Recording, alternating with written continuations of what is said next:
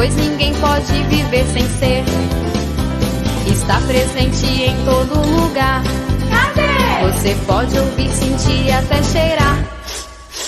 Está na hora de você saber que essa coisinha é você. Você é um espírito, você é um espírito, você é um espírito e nunca vai morrer. Você é um espírito, você é um espírito, você é um espírito e foi Deus quem fez você. Você é um espírito, você é um espírito, você é um espírito e nunca vai morrer. Você é um espírito, você é um espírito, você é um espírito e foi Deus quem fez você. Created using Powtoon. Boa tarde! Que bom, né? Mais uma vez aqui na casa de Doutora Erma, no berçário da irmã Sheila, para estudarmos o livro dos Espíritos. Hoje nós vamos falar um pouquinho sobre a forma e a ubiquidade dos Espíritos e um pouquinho de perispírito, né? Mas primeiro vamos ouvir o Evangelho com a tia Natália, né? Depois a gente conversa um pouquinho. Vamos lá, tia Natália? Boa tarde, meus pequenos. Muito bem-vindos a mais uma aula, mais um domingo aqui no grupo Beneficente Doutora Erma. Muito bom estarmos juntos aqui. Aqui tem muitos brinquedos para vocês. Tem os amiguinhos aqui que também estão assistindo a nossa aula com a gente. Nós temos também macaquinho, olha, pendurado na árvore. Olha quanta coisa legal que tem aqui no berçário. Foi tudo preparado, arrumado, organizado com muito carinho para receber todos. E, para começarmos, vamos fazer a leitura do Evangelho segundo o Espiritismo de Allan Kardec, o capítulo 7. Bem-aventurados os pobres de espírito. Os itens 1 e 2. Bem-aventurados os pobres de espírito, porque o reino dos céus é deles. Mateus versículo 3, item 2. A incredulidade se diverte com esse ensinamento moral. Bem-aventurados os pobres de espírito, assim como com muitas outras coisas que não compreende. Jesus não entende como pobres de espírito os homens desprovidos de inteligência, mas os humildes. Ele disse que o reino dos céus é deles e não dos orgulhosos. Os homens cultos e inteligentes, segundo o mundo, geralmente fazem uma avaliação tão elevada de si mesmo e de sua superioridade, que olham as coisas divinas como indignas da sua atenção, concentrados apenas em sua pessoa, não podem levar-se até Deus. Essa propensão a se acreditarem acima de tudo, muitas vezes leva-os a negar o que, estando acima deles, poderia rebaixá-los, e a negar até mesmo a divindade. Se concordam em admiti-la, contestam um dos seus mais belos atributos, sua ação providencial sobre as coisas deste mundo, convencidos de que sozinhos são suficientes para governá-lo bem, tomando a própria inteligência para a medida da inteligência universal e considerando-se aptos a compreenderem tudo. Eles não podem acreditar na possibilidade daquilo que não compreendem quando emitem uma opinião sobre alguma coisa. consideram esse julgamento como definitivo e se em marcha para a apelação. Quando se recusam a admitir o mundo invisível e o poder extra-humano, não é porque isso esteja acima da sua capacidade de compreensão, mas porque o seu orgulho se revolta com a ideia de algo acima do qual eles não podem se colocar. Isso os faria descer do seu pedestal. É por essa razão que eles só têm sorrisos de desdém para tudo o que não pertence ao mundo visível e tangível. Eles se acham possuidores de grande inteligência e de muito conhecimento para acreditarem em coisas, segundo sua concepção para as pessoas simples, e consideram como pobres de espírito aqueles que levam tais coisas a sério. Entretanto, digam que disserem, eles terão de entrar, como todos os outros, nesse mundo invisível de que tanto zombam. É nele que seus olhos serão abertos para a verdade e reconhecerão o seu erro. Deus, porém, que é justo, não pode receber da mesma maneira aquele que desconheceu o seu poder e aquele que humildemente se submeteu às suas leis, nem dar aos dois um tratamento igual. Ao afirmar que o reino dos céus pertence ao simples Jesus que tem a simplicidade de coração e a humildade de espírito, ninguém será admitido nesse reino. Entre o ignorante que possui essas qualidades e o sábio que acredita mais em si do que em Deus, o ignorante será preferido. Em todas as circunstâncias, ele coloca a humildade entre as virtudes que nos aproximam de Deus e o orgulho entre os vícios que dele nos distanciam. E isso por uma razão muito natural, é que a humildade é o ato de submissão a Deus, enquanto que o orgulho é uma revolta contra ele. Portanto, para a felicidade futura do homem, é preferível ser pobre de espírito, no sentido que o mundo lhe dá, e rico em qualidades morais. Finalizando a leitura de hoje, agora dia Natal para fazer a prece, vamos fechar os olhos e trazer a nossa mente a figura de Jesus. Jesus é o nosso irmão, o governador do nosso planeta, Deus, nosso Pai, o Criador de tudo, infinita bondade. Estamos aqui, Senhor, mais uma vez, pedir bênçãos para todos nós, que abençoe cada uma dessas crianças, os nossos pequenos, que sejam uma tarde maravilhosa, de muito aprendizado, de muito aconchego, de muito carinho.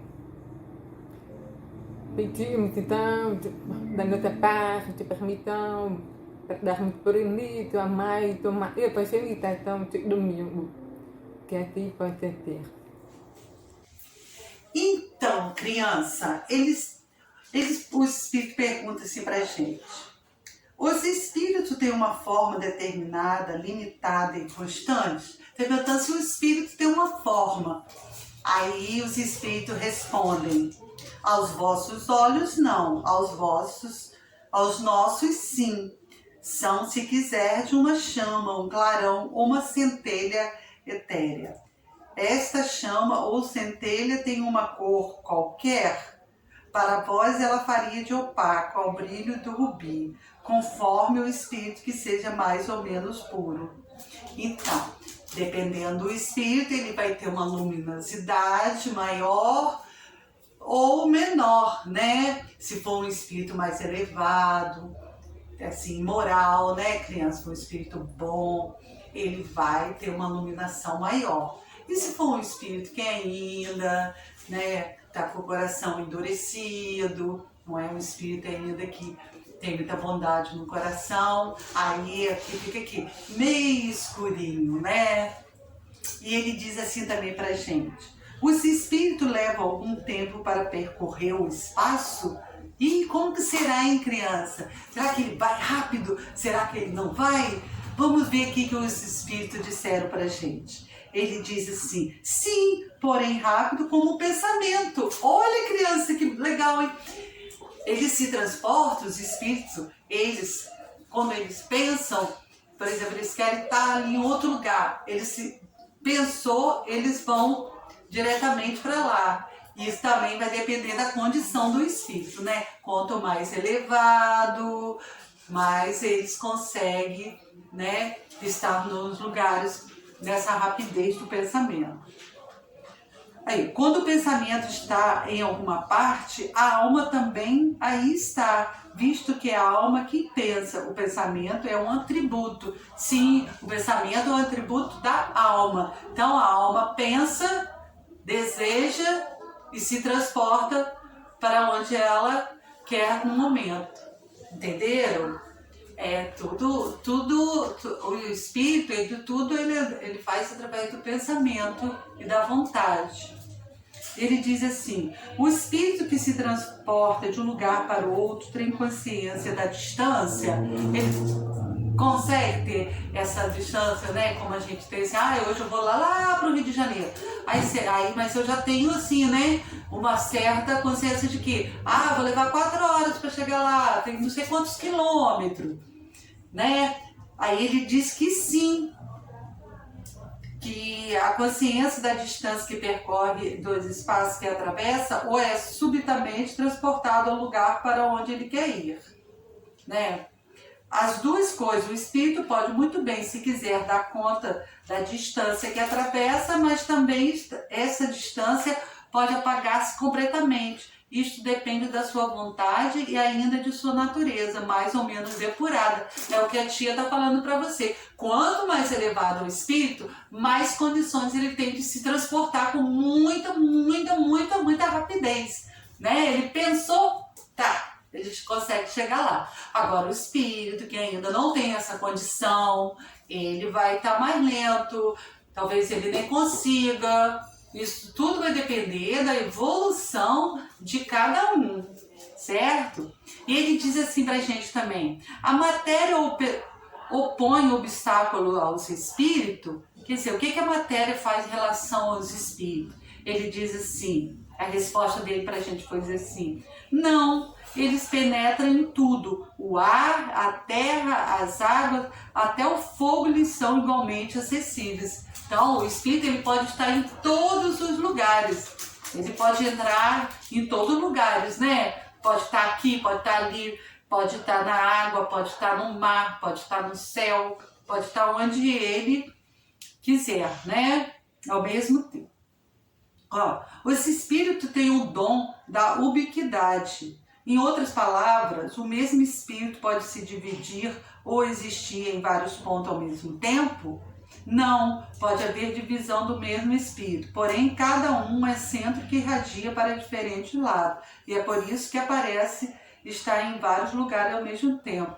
Vês o Sol, ele é apenas um, entretanto irradia em todos os sentidos e emite os raios até o bom distante, que apesar disto ele não se divide. Então, o espírito, ele não se divide assim em pedacinho, não. Ele faz o quê? Ele se irradia. Ele irradia para todos os lados. É como o sol. O sol tá ali, né? Tá lá no céu.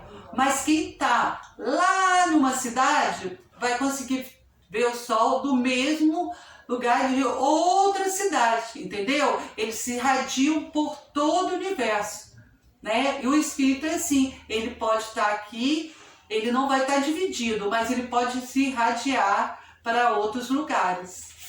Tá, criança? Perguntam ainda para o espírito assim: todos os espíritos irradiam com a mesma potência? Tipo assim, o sol tá ali e irradia com a mesma potência assim, para todos os lugares, né? Mas os espíritos não, os espíritos, eles irradiam. Mas essa potência toda de radiação, criança, vai depender de quê? Que a tia falou para você. Vai depender do grau em que se encontra, né? Da pureza do espírito. Quanto mais puro, mais ele irradia. Quanto mais puro, mais condição ele tem de estar em vários lugares ao mesmo tempo, né? Isso tudo depende da pureza do espírito. Agora ele falando de perispírito, muito legal, criança, perispírito. Perispírito, o que é perispírito, né? Vocês vão perguntar: ai tio, o que é perispírito? Tia vai falar para você que exatamente como o livro dos espíritos fala pra gente. O espírito é envolvido por uma substância vaporosa, para ti, porém, ainda muito grosseira para nós. Todavia, bastante vaporosa para poder levar-se na atmosfera e transportar-se para onde queira. Então, o perispírito é um corpinho espiritual que existe dentro do nosso corpo físico, por onde o espírito consegue se manifestar na matéria, no corpo físico. Tá? Então, quando a gente desencarna, esse perispírito, que é o outro corpinho, é ele que vai para a pátria espiritual junto com o espírito. Entenderam?